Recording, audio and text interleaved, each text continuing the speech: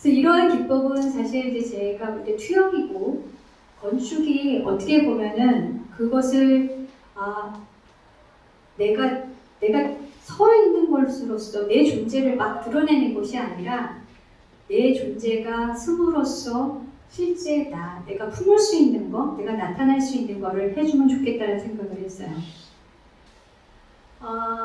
이제 가장 이제 마지막 프로젝트인데요. 이제 현상일게요. 사실은 제가 프로젝트를 설명하려는 것이 아니라 전성훈이라는 건축가가 어떻게 건축을 처음에 만들어내고 어떤 거에서 자극을 받아서 발화되는가에 대한 이야기를 하려고 합니다. 저는 프로젝트를 하게 되면 실제로 굉장히 현상일기를 많이 하는데 그 중에서 그 현상일기로 만들어진 프로젝트여서 이거를 저희가 들고 왔습니다.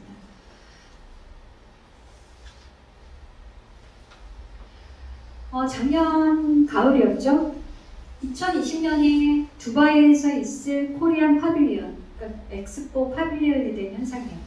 이거에 대한 것은 모빌리티였고, 저는 그 모빌리티라는 주제 하에 저희의 그 현상이 어떻게 될 건가에 대한, 그러니까 엑스포 건물이 어떻게 생길 건가에 대한 이야기였습니다.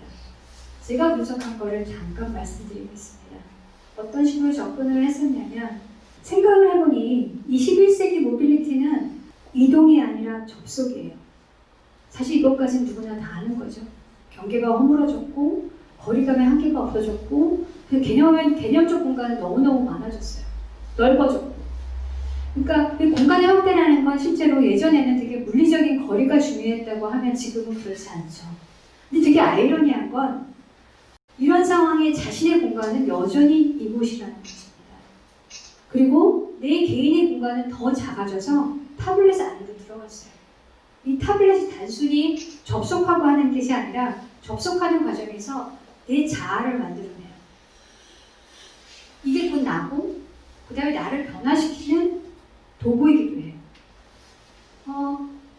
또 한 줄 하나 또 생각을 해보니 이 동시에 연결되어 있는 지금의 모빌리티는 관계의 궤적이라는 거죠.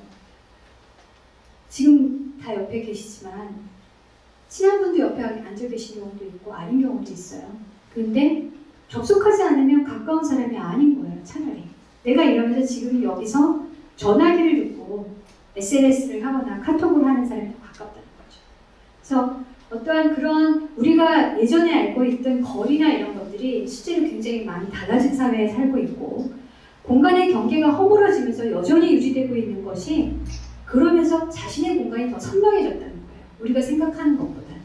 그래서 21세기의 자아는 아까도 얘기했던 것처럼 자아와 공간이 일치되는 어떠한 되게 그런 시점에 살고 있고 여기에서 되게 중요한 단서가 되는 게 모빌리티였고 그 다음에 이 접속으로 자신의 모습을 찾아가는 여정이더라는 거였습니다. 또 하나 재미있는 건 정보 환경의 경계 속에서 바라보는 곳에는 굉장히 많은 지점이 잡혀요. 예전에는 어떤 지금 건축도 마찬가지예요. 축선이 되게 중요했고 어떤 방향성이 되게 중요했고 기능과 역할이 아주 철저했죠. 근데 지금 그렇지 않습니다. 그리고 이 무서운 환경과 시점이 내포하고 있는 거는 되게 연속적으로 변화하기도 하고 순간적으로 굉장히 많이 전환도 돼요. 그래서 미래로 대표되는 그거는 거리가 없기도 하고 거리가 있기도 하고 그래서 그 관계의 풍성이 존재함으로써 실제로 그거에 의해서 굉장히 역동성을 지닌다고 생각을 합니다. 또 하나 제가 생각한 거는 이렇게 실제로 이 역동성이 아주 많이 가지 않는다는 거예요. 그래서 내 자체의 자아들도 아시겠지 굉장히 불안정합니다. 굉장히 흔들리는 경계를 갖고 있다라고 생각을 했어요. 이제 조금 더 발전해서 그런 무수한 풍경과 시점들은 잘 생각을 해보니까 그러니까 기능과 역할이 세분하게 되기도 전에 그러니까 미분화된 상태죠. 그거의 부분으로부터의 질서를 가지고 있어요. 나름대로. 지금 이제 제가 이미지로 잡은 것들이 있죠. 실제로 그 자체적인 아주 부분적인 질서에서 새로운 질서를 만들어내고 있고 그 부분적인 질서가 결국은 전체가 되고 그래서 제가 생각했던 게 이런 관계의 궤적에서 만들어지는 어떤 부분적인 질서의 장소의 총체가 되지 않을까라는 게 저희 결론이었어요.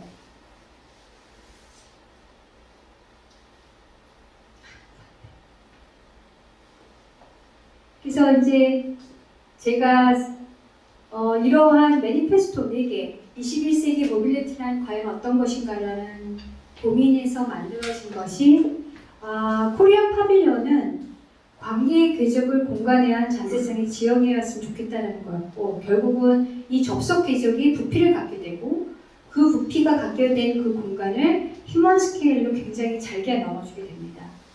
그래서 그게 9개의 새로운 연속적인 지형과 그 연속적인 지형이 탄력적으로 이동도 되고 융합도 되고 넘나들게 되는 그런 걸 상상을 했어요.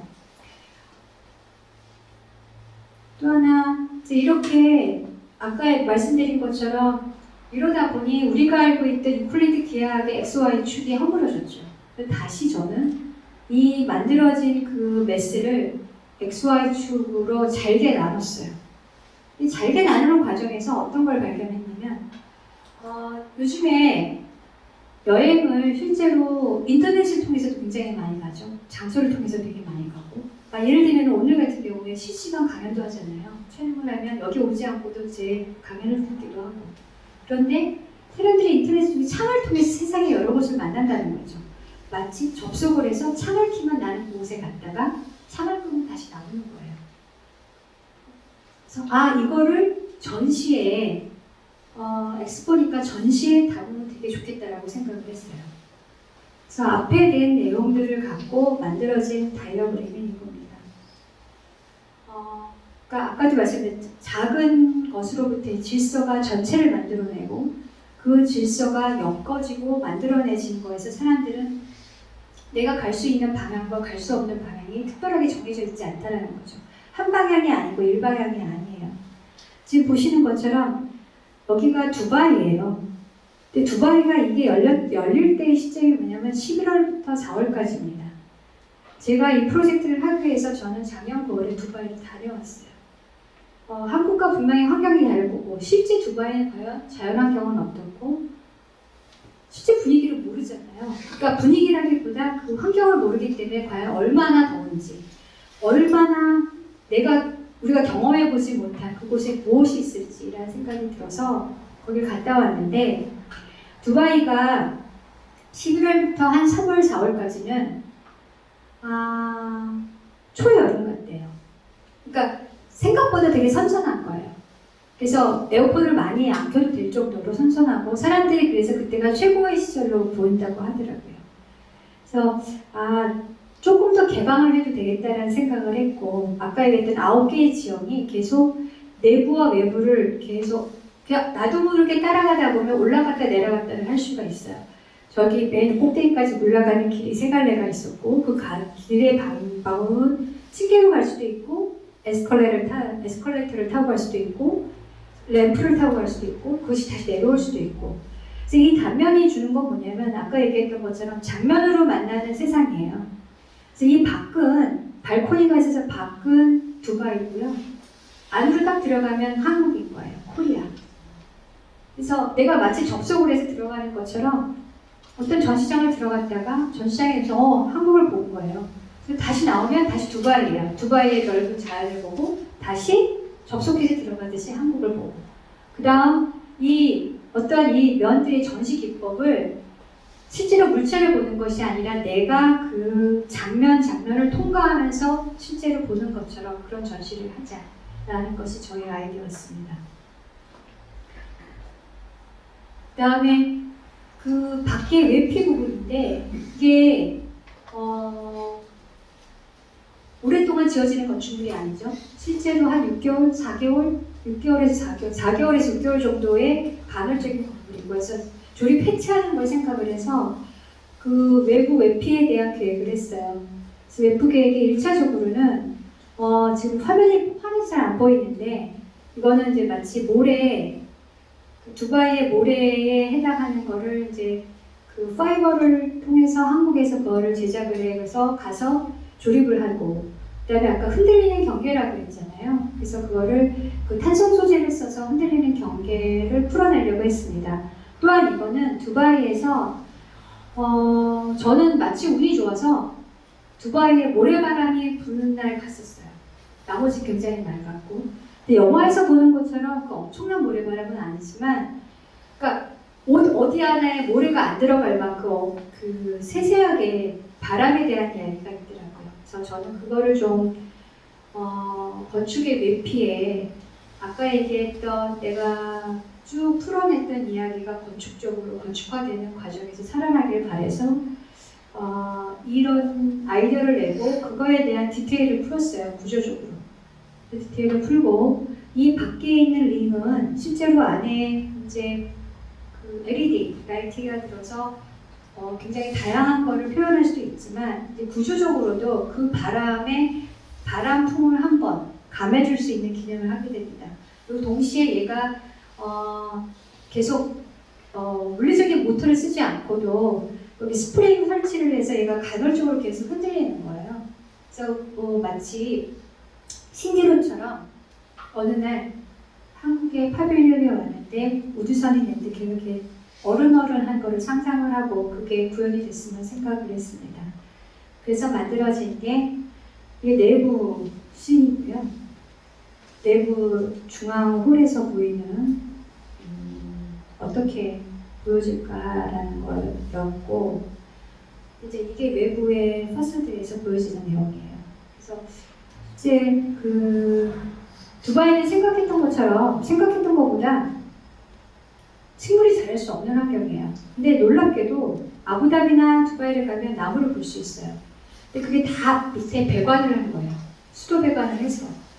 그러니까 우리가 생각했던 것보다 굉장히 많은 나무가 다 돈이기 때문에 가능한 거였고, 그래서 그때 현상을 읽어서 만들었던 작업이어서 제가 어떻게 현상을 읽고 현상을 풀어내고 그 현상을 풀어낸 것을 어떻게 건축화했던 그 예로 여러분한테 말씀을 드렸습니다. 이제 마지막으로 제가 드리고 싶은 얘기는 이거는 제가 콜롬비아 건축대학원 바로 옆에 콜롬비아 MBA 건물에 있어요. 근데 그 MBA 건물 앞에 학생들이 가장 많이 가는 천막식당이라는 게 있습니다. 말 그대로 원래 건축물이 아니에요. 빈 발코니에 지은 천막식당인데 어느 날 밤에 작업을 하다 나와서 찍은 사진이에요, 제가. 근데 이 사진을 제가 개인적으로 되게 좋아하고 이 사진을 볼 때 제일 처음에 우리가 생각했던 질문, 이것은 건축이 아닌가? 라는 질문에 대해 굉장히 좋은 답인 것 같아요. 이 천막식당은 지금 이 사진에서도 알겠지만 가면 별거는 없습니다. 하지만 되게 아련함이 있고요. 여기서 학생들이 엄청난 파티도 하고 이야기도 나누고 하는 그런 것이 되어졌어요. 건축이라는 게 과연 우리가 엄청난 구축과 정돈된 그것만이 우리가 건축이 될 수 있을까? 그다음 진짜 건축이 사람들한테 와닿을 때라든가 그거는 다르다고 생각을 합니다. 저한테 있어서 건축의 출발은 마치 이거와 같지 않나 라는 생각이 들어서 새로운 건축이 탄생하는 순간은 우리가 익히 알고 있던 건축 요소에 의해서가 아니다. 우리의 의식을 건드리는 인식과 상상력, 파편과 형상이 나타내는 무한 가능성들이 재편집되는 과정에서 온다. 전통적 건축관으로 보면 이것은 건축이 아니다라고 평가될지도 모른다. 건축의 새로움을 만난다는 것은 아주 미세한 감각으로 현상을 읽어내고 그것을 내가 알고 있는 지식과 기술로 새롭게 구축하는 것, 그렇게 찾아온다.